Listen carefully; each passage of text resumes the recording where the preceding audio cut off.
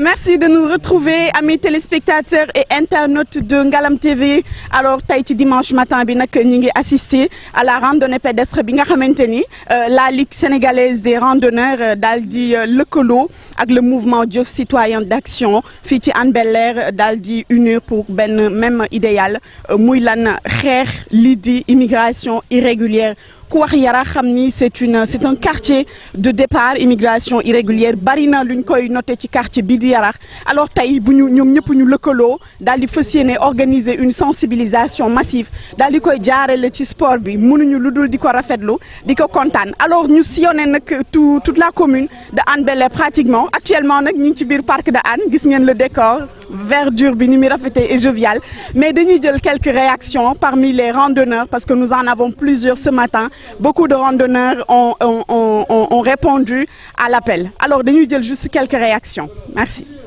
Les randonneurs, nous avons Abdou Khadr Ndiaye ñu ràññee ko loolu ci ASC yi les associations sportives et culturelles moom aussi tey mu ñëwoon participer à la randonnée pédestre Abdou Khadr ku nekk xam na ni Yaraax c'est un quartier de départ tey ñoom ñëpp réunir autour d'un même idéal jaarale ko ci sport bi pour xeex lii di immigration irrégulière ban jàngat ngay def ci loolu. waaw gannaaw bi ñu sante yàlla ñoo ngi nuyu ñëpp di leen remercier aussi seen taxawaay parce que yëf yi tey dafa yaakaar naa ne fu tolloo fii tey. yéen ngeen seen partition waaw di rafetlu initiative bi nga xam ne moom la waa MCA taxawal parce que ku nekk xam ne ni réew mi toll na foo xam ne tey ku ne war ngaa jóg wax quand tu es responsable bien sûr parce que jéggi na dayoo xale yaa ngi sànku si géej gi certes ñiy egg am na mais bu kenn ñaaxee ba kanam rek moom ak daanaka moo baas record ñiy egg donc c'est très difficile pour en ce moment donc moo tax mouvement bi jóg ne xaar leen nag wax dëgg yàlla jot na ñu nit ñu indi suñu contribution par rapport ak jeunes yi nga xam ne ñu ngi vraiment jël l'aventure di dem si loo xam ne xamuñu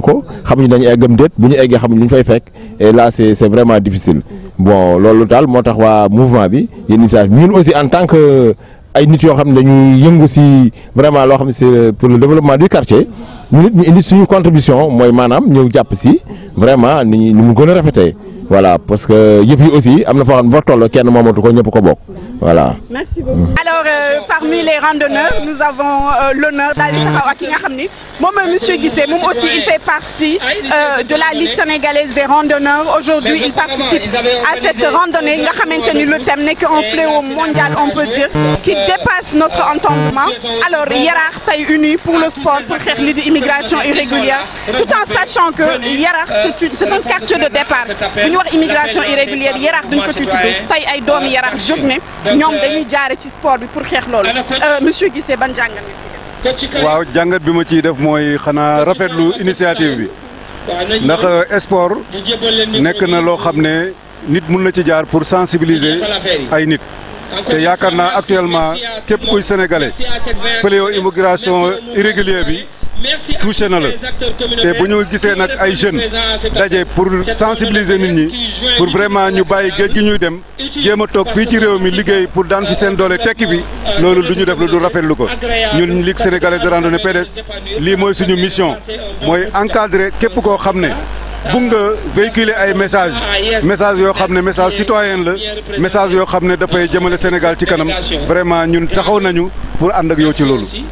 Merci monsieur Guissé alors monsieur Guissé yéen ñi bokk ci club des randonneurs am ngeen habitude la plupart di gis troisième âge bi wala des personnes qui sont âgées mais aujourd'hui parmi tous les randonneurs dañu gis jeunesse bi daal ci bari loolu qu'est-ce qui explique cela est-ce que ñoom dañu bëgg jël xeex bi porter ko seen bopp. waaw xam nga ne ku wax sport wax wér-gu-yaram te troisième âge aussi du ñu da ngay retraité rek nga xëcc sa pliant toog da nga war a tàggat sa yaram parce que sport dafa bokk ci loo xam ne dafay jox nit santé moo tax actuellement jigéen ñi ndaw ñi surtout mag ñi troisième âge bi vraiment dañu fonk sport bi parce que xam nañ ne actuellement maladie chronique yi dañu bari muy diabète muy hypertension artérielle muy cardiaque bi muy lépp loo xam ne ndax lekk yi ñuy lekk donc sport moo ci mën a dimbale nit ñi sport moo ci dimbale mag ñi moo tax mag ñi actuellement jël seen ñaari loxo vraiment fonk sport bi jàpp sport bi ndax wér-gu-yaram bi nga xam ne moom lañ ciy am. Merci beaucoup monsieur Guissé alors Maguette gis ngeen ko tey randonneurs yi bari nañ loolu ci parc de Hann bi alors dañuy jël beneen réaction alors. au téléphone.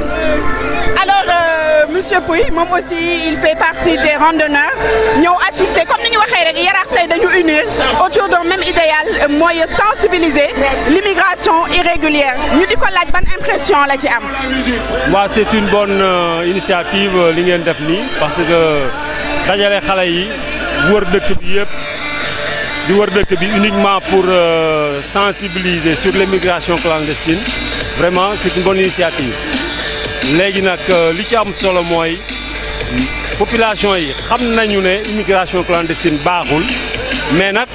à contre-cœur la gone yi di demee fépp foo gisee xale mu bàyyi waajuram bàyyi ay mbokkam bàyyi ay doomam di dem kooku amul lu ko neex bu sañoon toog ci dëkkam def fa la mu war a def mais nag malheureusement yenn saa yi les gens sont poussés à l'extrême loolu moo tax ñuy dem. D'accord. Alors, donc, monsieur Pouy, d'après sa analyse, on peut dire que yow en dehors de cette randonnée, parents yi dañu am liggéey bu ñu war a def ci biir kër yi. waaw parents yi am nañu liggéey bu ñu war a def ci biir kër yi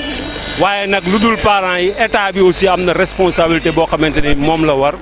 ñi nga xamante ne ñi am nañu xaalis aussi am nañ lu ñu war def parce que dëkk bu fekkente ne mbay mi doxul géej gi doxul y a problème. parce que nit ñi amuñu lu mooy secteur yoo xamante ne moom la ñu war a exploiter bu fekkonte ne yombal nañ ko ni ñu ko war a yombale ku nekk toog fa nga war a toog parce que bu ñu xoolee ñiy dem ci géej gi li ci ëpp doomi baykat yaa ngi ci cela veut dire que y a un grand problème donc nañu fexe ba lépp loo mbay nga xam nuñ koy dencee ñu bañ ko pasaree ci benn bés wala ñaari bés lépp lu ñu jëlee ci géej ñu xam fuñ ko mën a dencee ba au moins nit ñi mën a dund ci loolu problème bi yëpp c'est ça le fond du problème waaw. Merci beaucoup monsieur Pouy ñu ngi rafetlu son intervention alors là dañuy dem seeti monsieur Ndiaga Dia qui est le président de la randonnée pédestre Dakar moom la ñuy dem seeti tendre ko suñu micro yaakaar naa ni lu mu mën a participer tey bari na alors monsieur Dia alors mi ngi nii il est là alors c'est avec un grand plaisir ñuy taxaw ak kii di monsieur Ndiaga Dia nga xamante ni ràññee nañ ko loolu ci club sénégalais des randonneurs chaque dimanche ñuy ànd vraiment di def ay sensibilisation di def liggéey bu mag a mag alors monsieur Dia aujourd'hui combattre l'immigration irrégulière jaarale ko ci sport bi ban jàngat d'abord. D'abord sant gërëm ñi ñëw yëpp teew di gërëm aussi le mouvement d'action citoyen bu Hann Bel-Air gërëm aussi l'ensemble des autres associations et groupements ñoo bokk ci la randonnée pédestre. En fait, c'est une randonnée de sensibilisation juste pour montrer aux gens que aujourd'hui on a un plaidoyer ambulant et mobile parce que les gens souvent ils ont tendance à être dans des salles mais cette fois-ci on a dit on apporte les rues ak nit ñi ñu xam ñu mën na leen fekk ci fi ñu dëkk donc c'est juste une manière de sensibiliser et d'informer que tukki baax na mais tukki ci anam bu leer bu lew moo gën parce que am na loo xam ne soo koy def da ngay xaru da ngay sànku ndax wóorul dafa ñu wax sama France dafa aléatoire te risque amul njëriñ ci wutum àdduna parce que loo xam ne wóoru nga mën lekk ko wóoru nga mën koo jëfandikoo def ko ci xel bu dal ak yoon bu tey moo gën donc c'est juste un message qu'on voulait faire passer ku nekk am yoon bu rafet boo jaar bu tukki. Merci. Alors, il fait partie des randonneurs du dimanche, Abdourahmane Camara, n'est que président du CRAP, moom aussi un homme très respectable et très respecté. Au niveau de la commune de Hann Bel-Air, moom tamit mu ñëw joindre au sport pour toujours combattre l'immigration irrégulière ci biir Yaraax quand on dit Yaraax xam nañu c'est un quartier de départ tey ñoom ñu porter le combat immigration irrégulière ñu jaarale ko ci sport ban jàngat nga ciy def. Dans un premier temps maa ngi leen di remercier c'est quelle presse encore Ngalam TV félicitations ñi ngi kontaan également sur le mouvement Jëf di leen sant di leen gërëm parce que également c'est un thème très actuel. Il y a beaucoup de jeunes, des milliers de jeunes qui s'immolent en mer. Et c'est déplorable et c'est déplorant et ce n'est pas encouragé. Alors donc képp ku jël initiative à travers le sport pour xeex loolu rek dimbali nga askan bi dimbali nga les autorités. Donc aujourd'hui ça je pense c'est une solution par rapport à tout ce qui se fait. Mais suñu dëkk yi on demande aux autorités yërmande. waaw ndax yërmande bu amee rek xale yi dootuñu dem ci géej gi ndax am nañu lépp ci dëkk pour toog fi on a toutes les richesses et également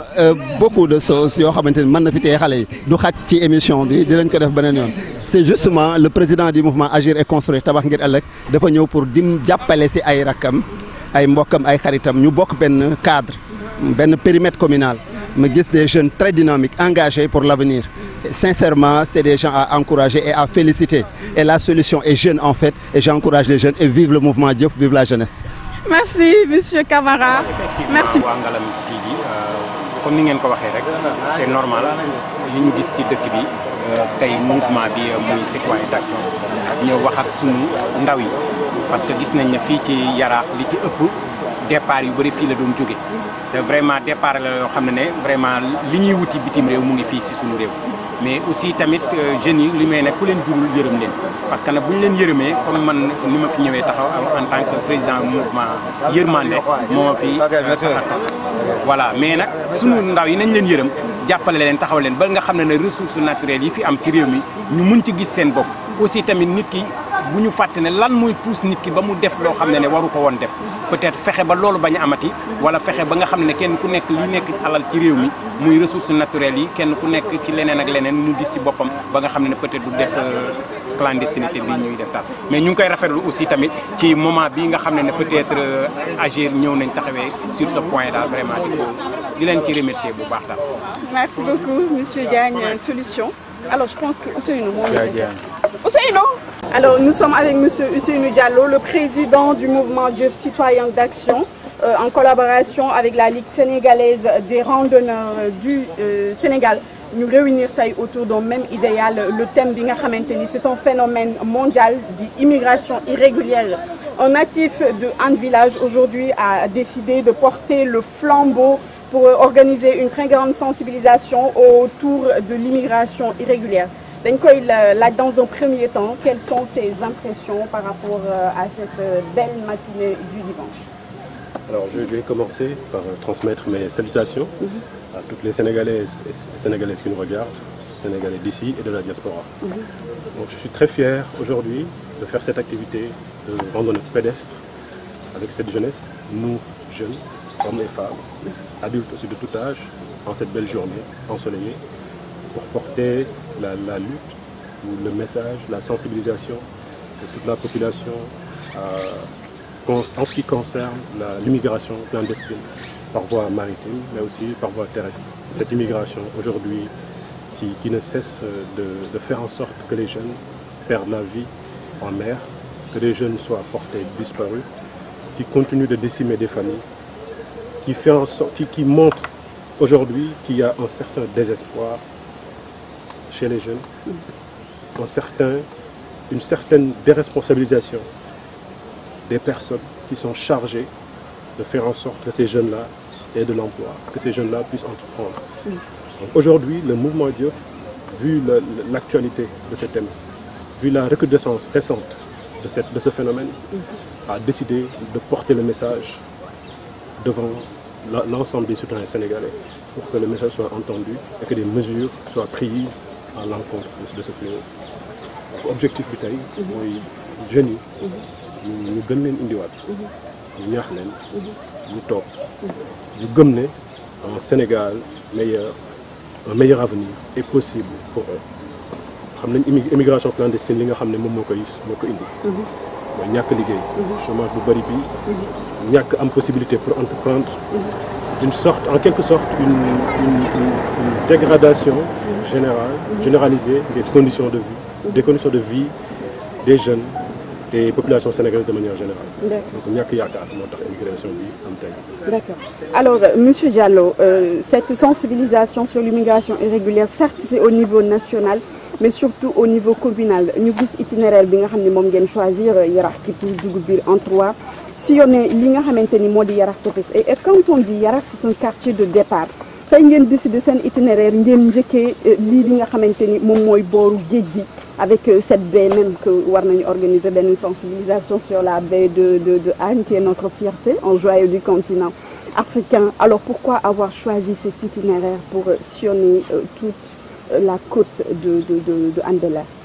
Alors le choix de l'itinéraire a été d'abord déterminé par le fait que la cible va être atteinte. Commune B, c'est côtier. C'est bordé par la baie de Hann sur 3 km. On sait tous, puis c'est clair que Hann aussi a été un lieu de départ des embarcations de fortune. Donc bu ñu ko fi defee dañ ko fa def bu ñu ko fi deful dañ ko fa def parce que l'objectif de prendre déjà ce format-là d'une randonnée pédestre qui est du sport. D'ailleurs c'est le moment de souligner le sport lu ñuy wax di gën a pratiquer le sport c'est bon pour la santé physique et mentale. Le sport c'est une source de plaisir. Le sport a un rôle éducatif et c'est un facteur de paix et de cohésion sociale. Cela étant dit, commune de Hann Bel-Air comme dans les autres communes du Sénégal, est composée majoritairement de jeunes. J'en connais personnellement des jeunes qui ont eu à partir, qui ne sont pas arrivés à destination, mais avec qui j'ai pu échanger. Et je sais que ces jeunes-là, pare nañ pour demaat. Donc ñàkk yaakaar boobu. bay dem bay mettre sa vie risque boobu fu mu leen toll. loolu moo tax tey ñu ne il faut que ñu taxaw cibler jeunes yooyu noonu. jël itinéraire bi nga xam ne message bi nañu ko dégg pour faire passer le message afin que ce fléau. Est-ce que vous prenez l'immigration régulière en tant que migrant de retour, vous? Oui, parce qu'il y a plusieurs formes de migration régulière.